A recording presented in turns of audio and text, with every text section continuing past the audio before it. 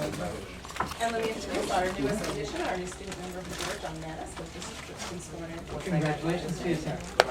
Welcome. Before I turn it over to the Board of Education Chair and our own Education Committee Chair, because this is an agenda today that was worked out collegially as between our committee chair and Board of Education Committee Chair, we do want to pause for a moment and a special moment because we want to honor someone who has served our collective communities for many, many years in the most extraordinary way. And that's you, Marcia. Marcia Spatz.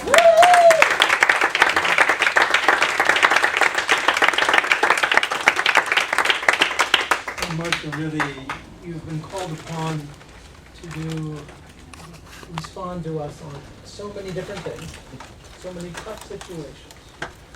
And what I think is clear, and I certainly will allow any of my other colleagues to speak to who've had the occasion to work with you in all sorts of lives, what has been most noteworthy, not only your command of the facts, but your positive spirit.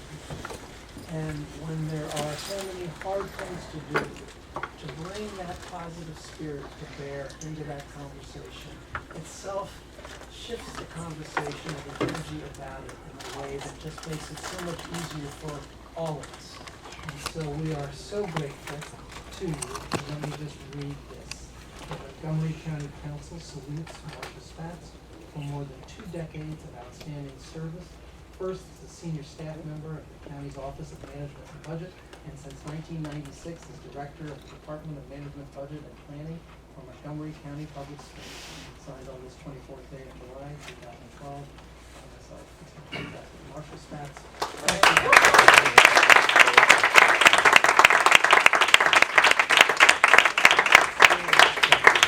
Well, I want to thank all of you. All of you are very dear friends, and it's been an extraordinary experience working on it with the council and all of the staff here, but with all the people who've been here before, some of the great people from Mike Supan, Neil Potter, and Mike Leggett, and all the others, and it's just been a tremendous honor and pleasure, and I know I'll see you all often again. So, thank you all very much.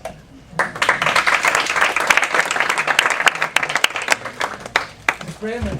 Thank you. And yeah, we're struggling with losing Dr. Spatz and appreciate the incredible recognition. So thank you all for hosting us. Thanks for having us today. I bring regrets from Dr. Daca, who wasn't able to join us. So what we thought we might do today in terms of some conversation is, from the board side, share a little bit with you. We are embarking on a revision, a renovation of our strategic plan, and share a little bit of that with you. So we'll talk to you about the process that we have begun. It's still at the very beginning stages, but I'm happy to talk a little bit about it, answer any questions. And then we're hoping that you would share with us a little bit about your vision on this new position that I'm not sure if I'm going to say it right, is it the Chief Innovation Officer? And how you see that role in the county. So, anything else that I should? Perfect timing, right? No, you said it. Okay, there we go. Why don't I kick off, and then I'll turn to the superintendent to talk a little bit more. So we have been, as a school system, really well served by our strategic plan. But the challenges continue to change, and it's a moment of change in the school system. So we are beginning to look again. The board's piece that begins sort of driving the process is framing the core values.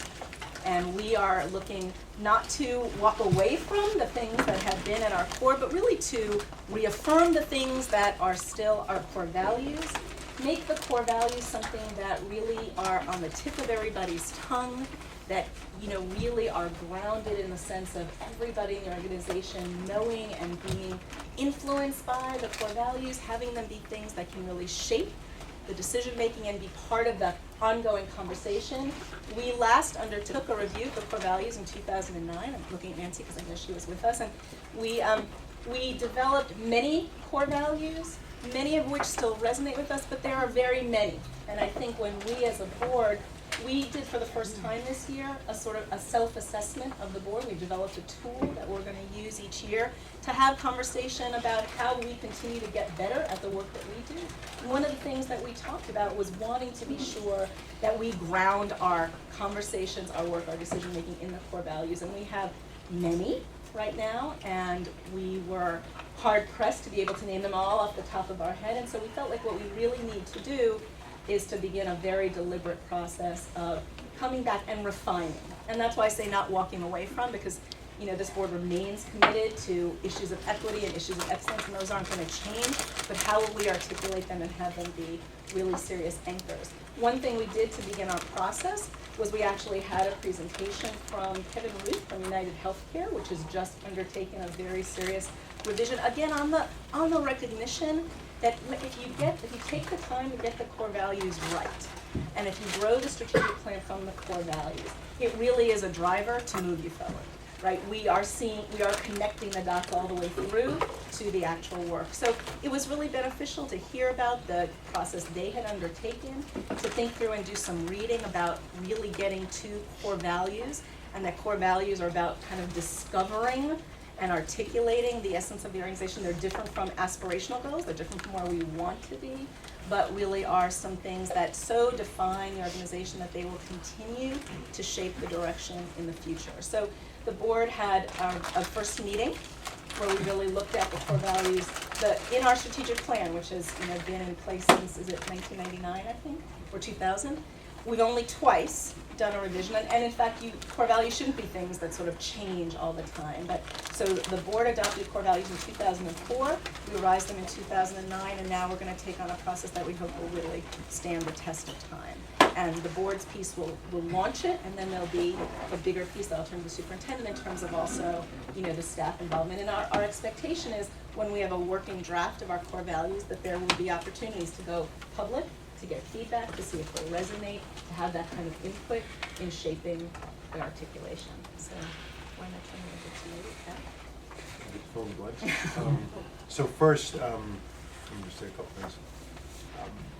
Thank you all for the opportunity, as always, to just have dialogue. I always find it to be really useful. I also want to make sure that everyone has met our two new deputies. Beth Novez is sitting back there, is our deputy for school support improvement, and then Kim Statham, who's our deputy for teaching, learning, and programs, to join the team. So they're here and ready and available to jump in when I make mistakes. So we've got this really interesting question before us as an organization, which is how do you take a really high-functioning organization, which is the Montgomery County Public Schools, and position it to get better and increase performance, right? And that increased performance means a couple things. One is addressing nagging gaps, and you have to sort of always hold two things in your head when you think about Montgomery County Public Schools. We've done better than just about anybody else out there in terms of the performance of kids, and that includes Black kids and Latino kids and poor kids, but we still have significant gaps. So we've done better than anybody else for the most part, but we haven't done well enough. And how do you position the organization to not only address those nagging and persistent gaps, but also meet the demands of a new world, right? That's the essential challenge that's before us. So one way we're thinking about that, and this was just actually introduced to us, a framework for thinking about it recently, is when you look at what other organizations have done when they are at the top of their game, too often they end up failing because they go back and try to do what they've always done a little harder, a little faster, and just try to do all the same things again, and then they end up failing. And the research on this in the corporate world is abundant, and you can probably think of many organizations that they just try to do what they've always done when they don't think about doing new ways, which is one of the reasons why we wanted to also hear about the innovation work that the council is doing, because as we're thinking about what innovation means in the 21st century, we have to think about how that fits into the larger county context. So what we have to figure out is what have we done really well that will help us get to the next level, and I'll describe in a second what that next level is, while also, of course, protecting and building on the great strengths that exist in Montgomery County. That's the essential challenge before us. How do we explore what the future looks like? And you've heard me say this before probably, but I'll continue to harp on it. What we're thinking about as the sort of next level of work is to complement what our kids are able to do academically with the 21st century skills and the social emotional skills. And we've essentially cornered the market on the academic piece. We do incredibly well on all the traditional indicators. And that's not enough. Do our kids have good 21st century skills, which means are they problem solvers, are they creative, are they innovative, can they work in groups, et cetera, et cetera. Those are typical 21st century skills. And then we have to think about, do they have the social emotional competencies that are necessary to be successful? Are they, do they have empathy? Are they compassionate? Can they see things from other people's perspectives? Do they have perseverance, right? Can they fail and get back up when they do? Those are incredibly important skill sets. So it's not either or. Our belief is that our graduates have to possess all three skill sets. They have to be highly competent in all three areas if they're going to be truly global 21st century citizens. And given the fact that Montgomery County has done so incredibly well for so many kids, despite the nagging and persistent gaps, what have we done, or what strengths in our organization will enable us to kind of launch to this next level?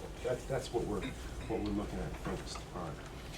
So as we look at what the strategic planning work should be going forward, we came to the realization that it's not just about adding more programs, it's just not about doing more initiatives, it's not just about looking at the data in a different way.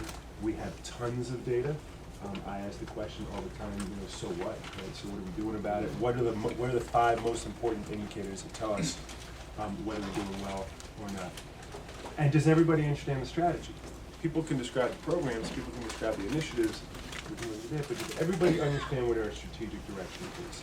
And as we started digging into this, and this is one of the reasons why we took a look at United Healthcare, I had gotten to know Kevin Wood. One of the conversations we've had is they've been a very successful organization, and they realized in order to increase their performance, they'd focus on culture and core values. So we decided to, and if you read the literature, and if you talk to anybody who has led a great and highly successful organization, whether it's at a school or whether it's a school district or whether it's a company, they always say it's the values and it's the culture that drives it, right? Initiatives are important, programs are important, technical stuff's important, but the culture and how you want to be is as important as simply what you're doing every day. So, and we haven't focused as much on that perhaps as we have on what I would call our outcomes-based culture, right? We've focused very deliberately, very intentionally, and to great effect on getting good outcomes for kids, and that's a good thing because we've gotten great outcomes for kids. Do we also have a commensurate practice-based culture where we look at what is happening with kids every day in classrooms? Do teachers, do food service workers, do principals, do bus drivers, do HVAC technicians, do central office folks, whatever it may be, how are they constantly improving their practice every day, as well as focusing on the bottom line? You have to do both. So the board is currently going through a process facilitated by the Panasonic Foundation, which is a foundation that works with school districts at no cost, right? At no cost, to help think through these kinds of issues. And the idea is, again, as Shirley said, not that we will have a major overhaul of everything we do, because we're doing good stuff. We just can't deny it. We're producing great things for kids, and we have nagging and persistent gaps, and we have a new level of work we want to get to. But by having clearly expressed and articulated core values that are well understood throughout the organization, with clear strategies behind it, we think we'll be able to get to the next level.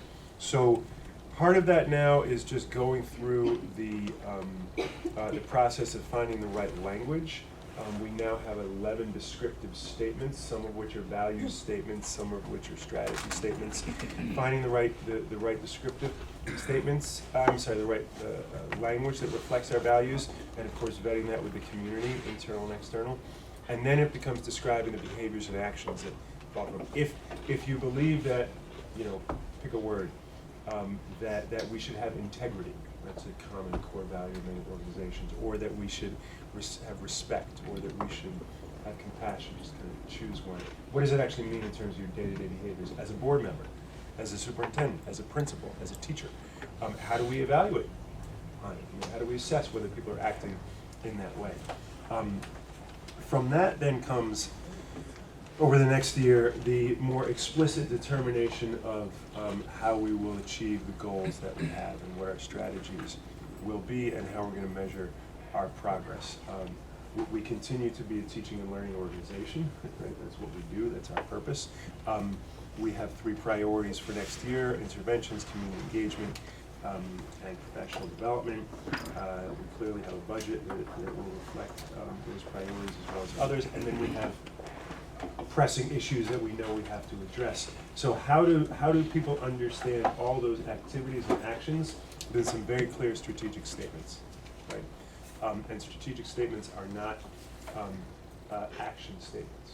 There's a difference between describing the action you will do. Some people, sometimes when I've asked, a principal, show me, what's your strategy for improving instruction for all kids, and they hand me a binder with, that articulates 25 different initiatives. That's not a strategy. Those are initiatives, those are programs, that's important, but it's not a strategy for how you're gonna improve teaching and learning for every kid. That would just be one example. So we need to make sure that our strategy, that this is all explained on one sheet of paper, placemat idea, that you can look at what the vision is, what the mission is, what the values are, and what the strategies are on one piece of paper, and then you have cascading plans where you can clearly measure, you have clear indicators that support it and enable the Board of Education to make critical resource and policy decisions aligned with what those strategies are. So I want to be clear, and I'll end on this. This is not about, we used to go this way, now we go that way, right? We used to do this, now we do that. And I think one of the most challenging things in school transformation work is to be constantly building on what you've done well and what you haven't done well, without saying, okay, out with the old and with the new. That's what people expect. In some ways, that's what people, it's a way to just keep the inertia going, right? By just, we used to do it this way, now we do it that way. That's not the approach we're taking. We're taking the approach of we have incredible strengths in Montgomery County Public Schools. We have great areas of need as well. We've done well on some things. We need to do better on others. We have amazing people who know a heck of a lot about how to improve instruction for every child every day. How do you take that and build towards the future, given the new demands, pressing immediate needs and new demands? How do you got to deal with both of them? We believe that by starting with the values, and again, starting with core values and culture, that's going to really set the path for us going forward. So you will hear more about it by September, probably, right? I think we're in September or so to be rolling some of these things out, and we'll of course keep you updated as we go on. So let me stop there and see if there are any questions about that. Okay, Chair, would you like to take over Sure. Starting with Councilmember Navarro, Councilmember Rice. Thank you for that description. I would just, offer a suggestion that I know a lot of work took place to address the issue of high expectations as it relates to the persistent gaps that you referred to. And one of the statements that I know was crafted through a lot of work was the statement that, academic achievement would not be predicted by socioeconomic status or race, et cetera.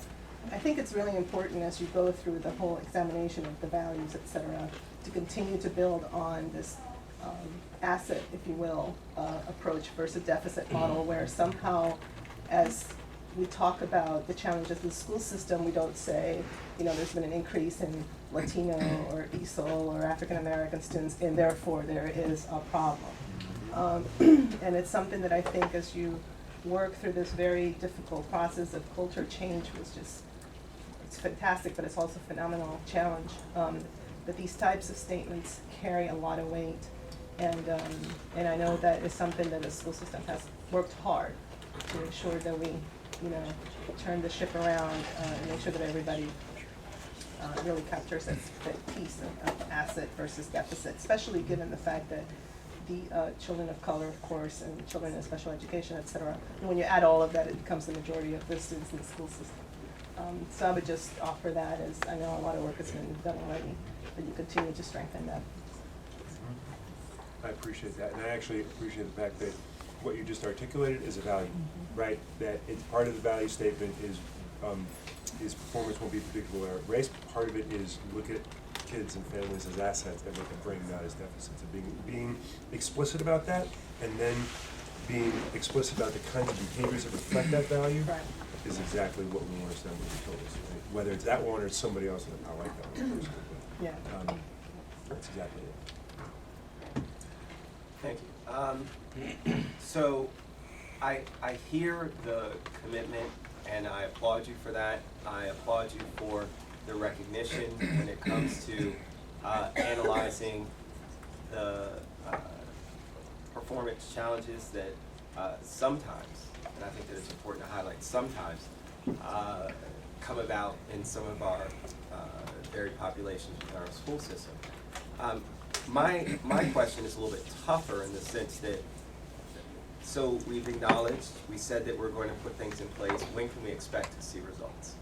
Because I think that as anyone, as any company, as you mentioned, or any organization that says that we're going to make a change and turn the ship around, there comes a point in time when you have to say, when should we expect results? And so my question for you is that now that and I applaud you for Troy Body, he came in and met with us, so I've had a good chance to talk to him about equity initiatives. All of those things are great. So my question to you is that at what point can we say that we will start seeing results? Understanding it's a difficult problem, but the fact of just saying that it's difficult and saying that we have a problem isn't enough. We have to see results. So when should we expect to see those? When you say results, Mr. Rice, just help me understand a little more around Higher performance from some of those groups that we haven't seen the same consistent performance that we've seen with some of our others. So we've seen consistent rising, and that's great, but have we seen a narrowing in that gap? And so I think that at what point in time, once you've rolled out the initiatives that you want to roll out, should we start to see that gap start to narrow? So our most recent MSA results have continued to show great progress, and particularly for the populations that need to make progress most, right? They've in fact done better than some of our other populations. It's nothing earth-shattering. Of course, where we do extremely well. And I mean, that's just one indicator. We have the new accountability metrics that the state has determined.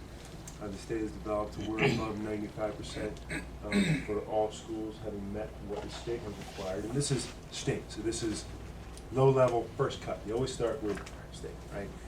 We're at above 95% for just about all of it, right? Which is good. I think that and I'm not. I want to address your question, right? Because I think it's important to ask it. But I think it's also I think we also have to ask, what are the results we're expecting to see? So we're in this really challenging time right now, and I've mentioned to you before that I very much want to provide a briefing to the county council on this at some point, whenever you choose to schedule it. We have an interesting thing happening nationally and statewide where they're changing the assessments, radically changing the assessments. And we have a quandary before us, which is, do you continue to organize around a current assessment that we know is going away, which is the MSA, or do you organize around the new assessments, which are the park assessments, part of the Common Core, which are coming in the next few years? Can you do both at the same time? I don't know that it's possible to do both at the same time. So that's one challenge we have. What are the results? Can I just address that though, because we all Sure. know that the Common Core standards, I would align with more of what the state standards are. We know that those are gonna be minimums. You're talking about something that's gonna be a baseline standard for every single state in this union. And so when you're talking about the expectation levels, I don't see Common Core standards as something that's a high that we need to try and strive for. We'll be well beyond what those expectations are, at least from my understanding. When we had CCSO that met with NCSL when I was in the state legislature, when we had those initial meetings, that was the concern, is especially states like Massachusetts said, that's great, those will come about and we'll still blow those out of the water. My expectation is Montgomery County will still blow those out of the water, so to wait for something that's gonna roll out that we're gonna far exceed doesn't make a lot of sense to me. Well, the Common Core state standards are in fact more rigorous than the current state standards. We don't yet know what the assessments will look like because they haven't piloted anything yet, but we expect that they will be significantly different than what's currently being asked, what we're currently being asked to do by the state. And we have other indicators that we use. We have AP scores, we have SAT scores, things like that. I'm looking at the remediation. So there are a bunch of other, we have job things like that. So this year we are, and those are some of our own that we've determined are appropriate for our kids. We can expect to continue to see increased results for all kids, which is what we've seen every year. Right? On whatever measure it is, and whatever measure is determined, and we'll continue to use the 7 keys. Of course, we don't have the 10/2 anymore. We'll continue to use the 7 keys, and I fully expect that we will continue to make progress in our in meeting those benchmarks for every child and every subgroup. And we have to prepare for a whole new testing regime that the state is posting on us. So we have to do both those at the same time. We're also going to have to start considering different ways of measuring student mastery. If we're talking about 21st century skills, what does that look like? You know, those assessments aren't.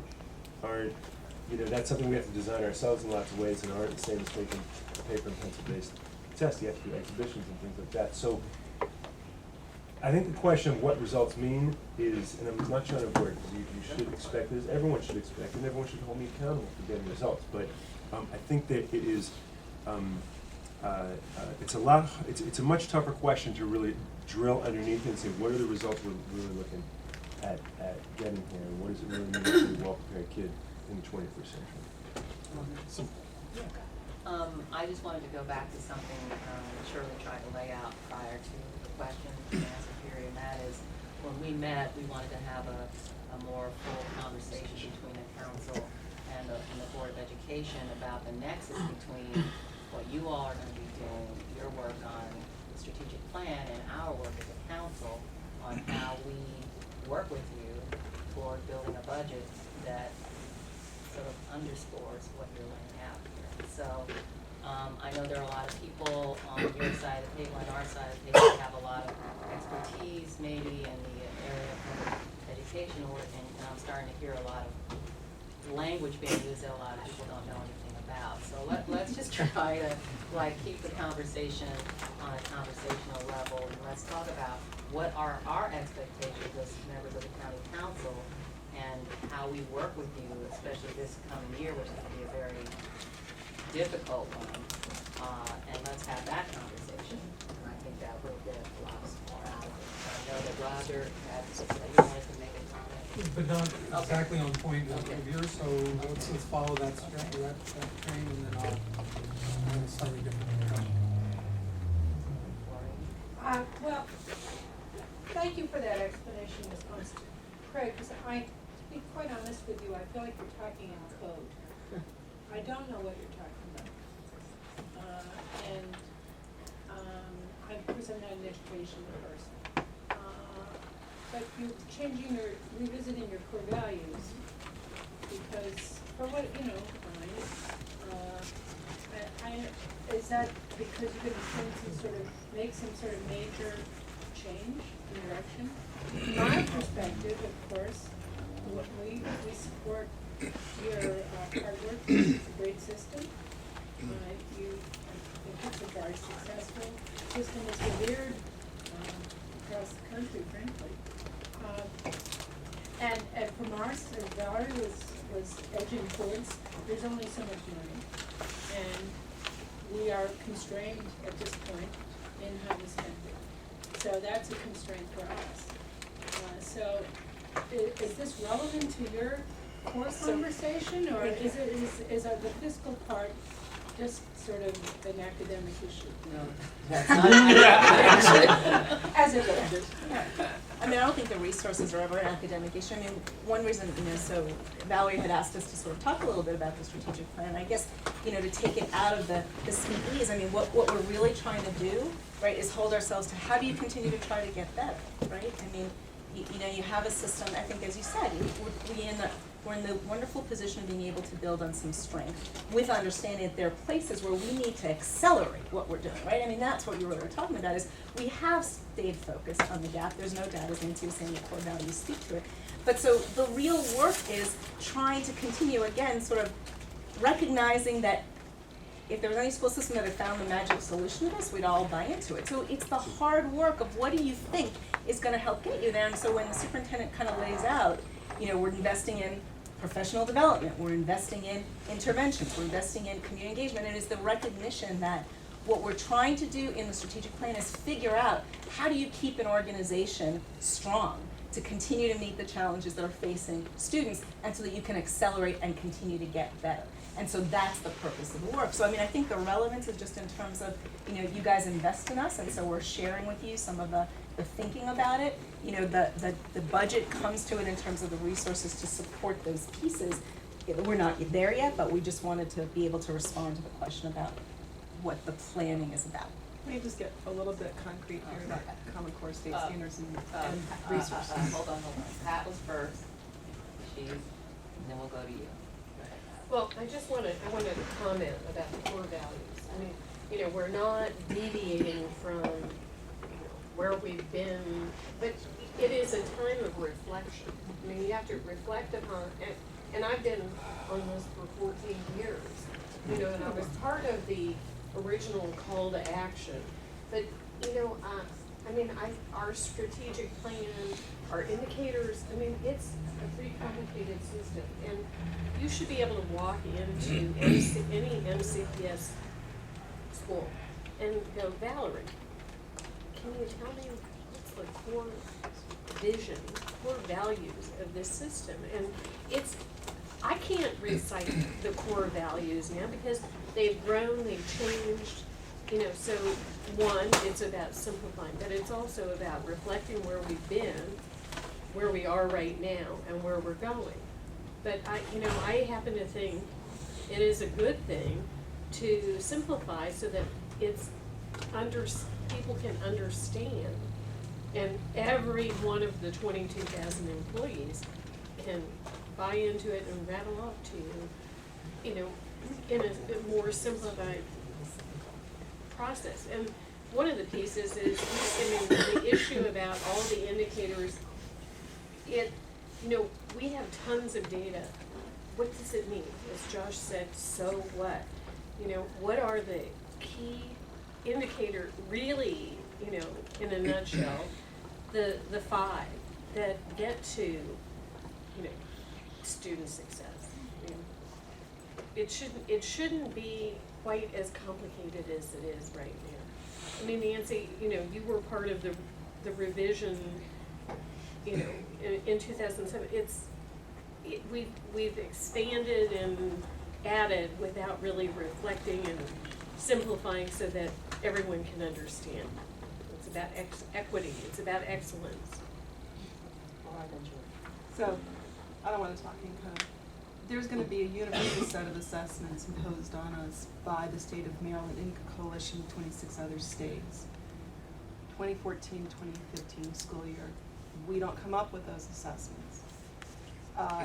Last we heard from the state, this was going to be a set of assessments all developed and delivered and taken electronically. That means within a certain week's period, every single child in MCPS is going to sit down in a computer and take assessments, not just once a year, but somewhere between 5 and 8 times a year. Computers, IT, think about it. In addition, if you look at the writing standards, and there are writing standards, they are very detailed, they are very concrete, and they are very much more demanding than what the state has ever demanded of our students. 12th graders, 10th graders, 9th graders will be expected to use grammar properly, spell correctly, punctuate correctly. Good. That'll all be tested. They'll be expected to write essays. They'll be expected to write an essay on measuring the ride. That was part of the portfolio assessment. Think about the resources necessary for professional development. To do all of those things that honestly, for a lot of our graduating 12th graders, when they go to Montgomery College, and they need those remedial courses, that's 60% of the 50%. That's not gonna hit them, that's gonna hit in 9th grade. So there's gonna be, I think, a shock coming if and when the actual assessments arrive, which we can do a little betting pool on. But a lot of the resource needs aren't gonna be driven by our particular micro strategy. It's gonna be, how do you get a kid in front of the computer 8 times a year to take this assessment? I'm not the state has a plan. All right, well, so I do think culture is really important. And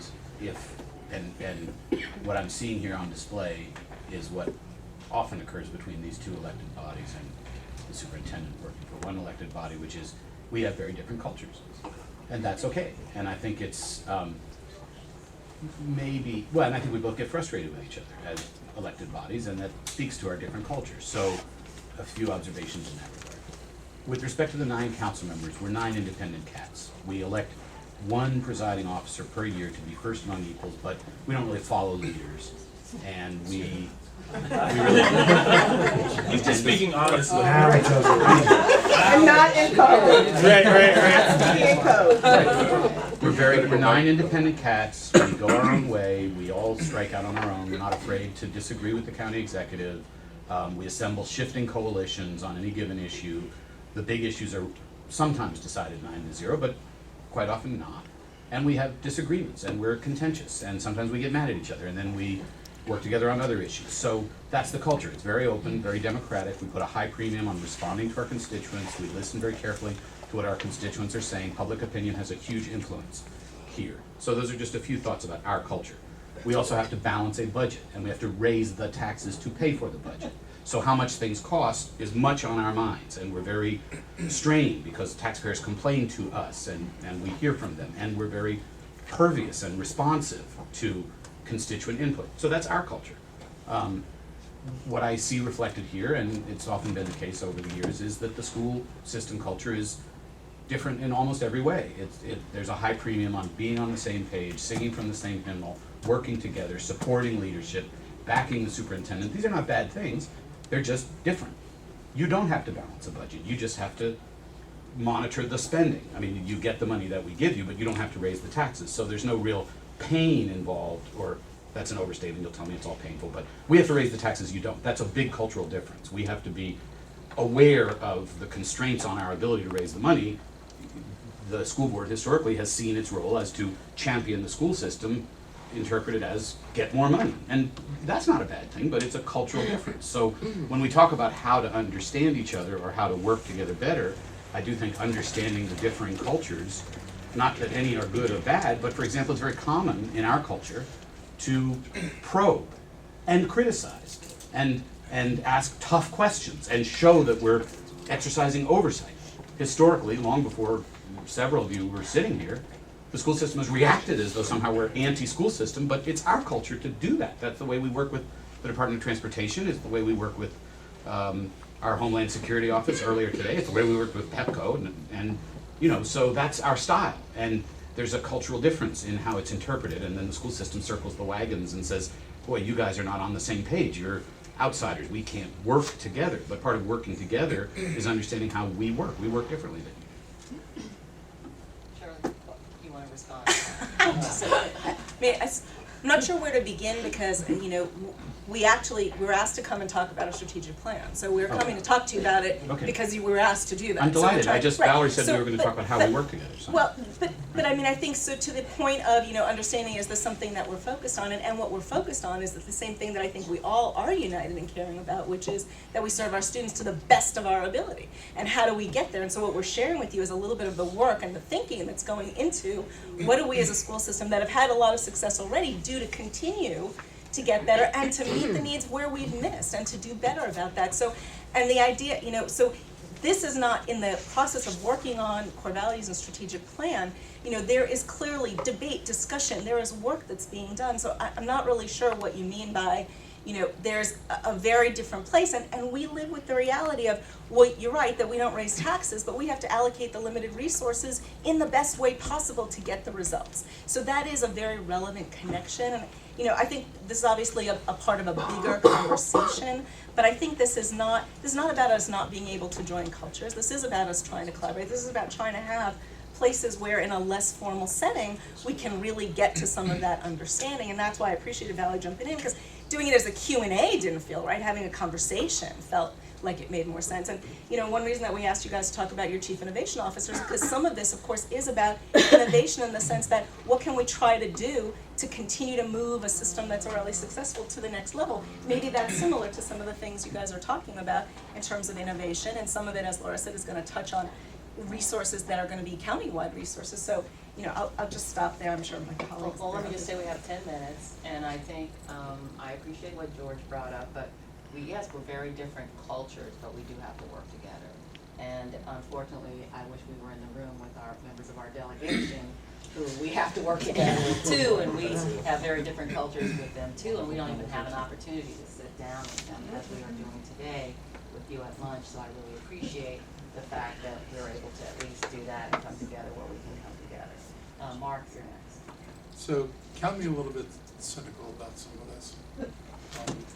I don't think what you laid out is any different or more visionary than what was laid out by every superintendent I can remember. It's, you know, any more than Jerry discovered the achievement gap.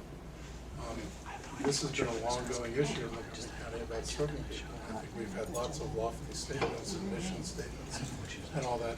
It's all the same. I don't see anything fundamentally different about it. I think the point about the testing should not be lost on people, because I once scored those tests, and we literally sat around in a room and called out letter combinations to see whether anybody in the room could pick a word that you could give the kid credit for. And I'm not exaggerating. We literally looked at undecipherable words and tried to say, what's this word this kid's trying to write? And can we give them credit for it? And if it's one of the glimmer words, you get the point, and your job is done, because it didn't matter whether the glimmer word was used correctly or incorrectly. It mattered that the kid used the glimmer word. So I'm really cynical about the whole state testing process, particularly the regimen that's in place now, and it goes to what we call proficient. I had one principal come and meet with me and said, you do know that proficient on the 5th grade reading test is 22 out of 43 questions right, which I frankly would flunk the kid for, but that's counted as proficient in the statewide standards. So it's not just the test you give, it's how you score the test and how and what you do with it. And you know, I have serious questions about the integrity of the state testing program as it exists today, and if there's a common core and it's national and everybody has to play by the same rules, that would be great. But I hope that a right answer is actually a right answer, and not that the kid knew to put numbers in the blanks as opposed to letters in the blanks. All of these things that I've seen, and it's kind of frightening when you think about this is the high stakes testing that everybody's being held to and how systems are being judged. And it's really, at the end of the day, it's a joke. What concerns me more than anything is not whether you raise the proficient number, but the real stagnation in African American and Hispanic test scores on the SATs. Because what that tells you, when those SAT scores haven't moved, and you can celebrate that your proficient number goes from 35% to 70%, where it comes down to taking the one test that the state can't rig, then the kids do as badly as they've ever done. And I find that really concerning. So I guess I look forward to seeing a more full discussion about what the strategy entails. But for a long time, this school system, since I went to it, and I started here in 1960, was successful, very successful, with one cohort of the population. And the other cohorts, we didn't do so well with. And if you look at it 50 years later, we do okay with one cohort, two cohorts of the population, not so well with the other cohorts of the population. That's 50 years of still having this, what I think is a disturbing inability to close the gap. And I guess I want to know what the strategy is, and it's got to be something more than walking into a school and knowing that I go up to a teacher and say, what's my mission statement? I mean, I got to tell you, as a former teacher, we were rather cynical about, being required to recite the proper words when people came in and said, what are you doing, what you like. I mean, I've been through all this. And teachers aren't particularly fond of, I passed, I made the administrator happy because I said the right things. What it comes down to is what you do in the classroom, what the effect is on the kids. Do I have adequate resources to address this? And by the way, not all the problems start in school, a lot of them start I'm gonna somewhere stop you, else. Mark, because we've got Appreciate 5 that. minutes and this could take another several hours. So We let have me just actually say, 3 minutes. 3 minutes, let me just say that this circles back what Mark said to what we've been talking about for the year that you've been superintendent, and that is, how funding, that's the nexus, right?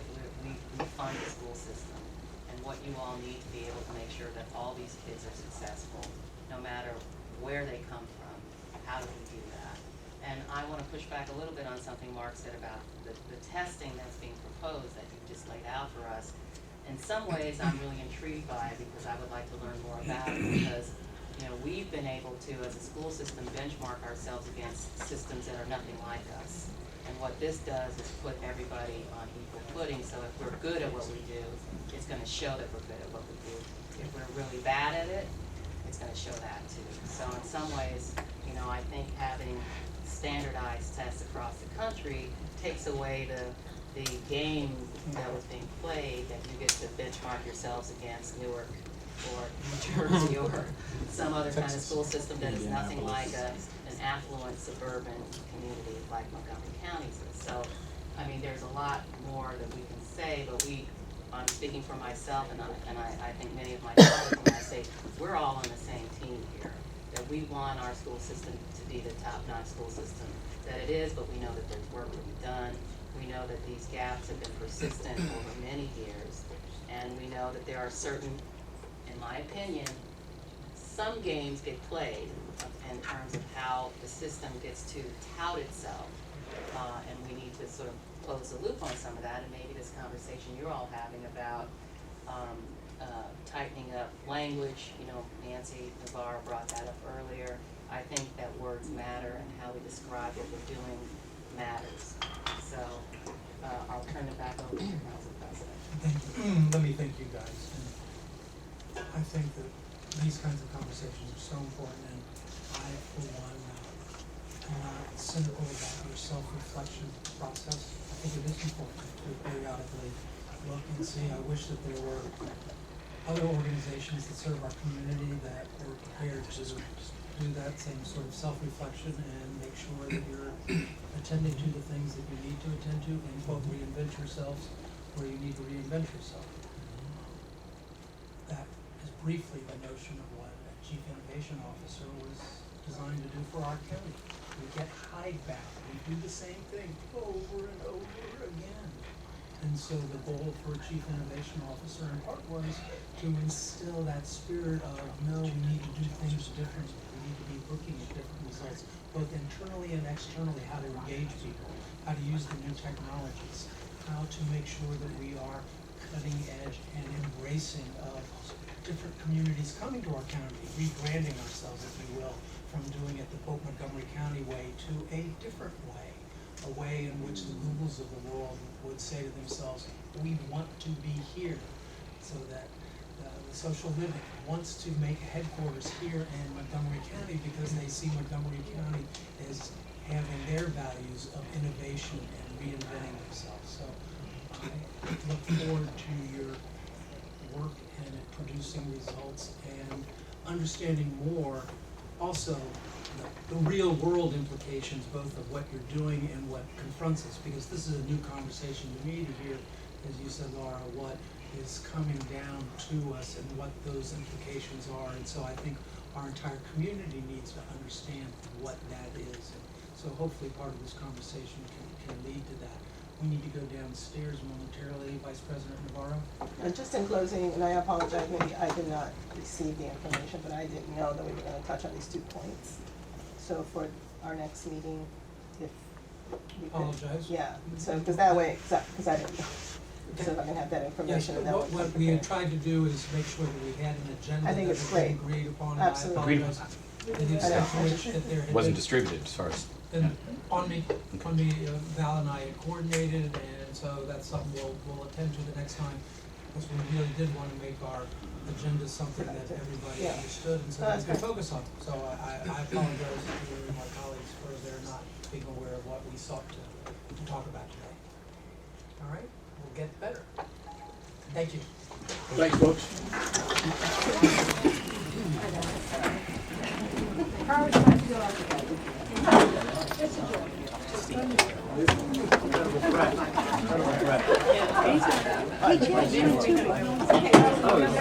Did you get like a Groupon? I saw a Groupon or a How you doing? Do you mind sitting? Is that all right?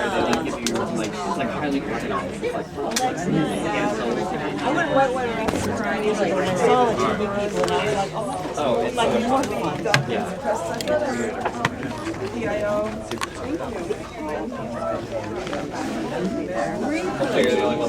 I am. Good. Just me. I can tell you tried. Was that the most fun? You get an A for effort, Chad. Thank you. I'm not going to answer their question. It does. Yeah, I know that.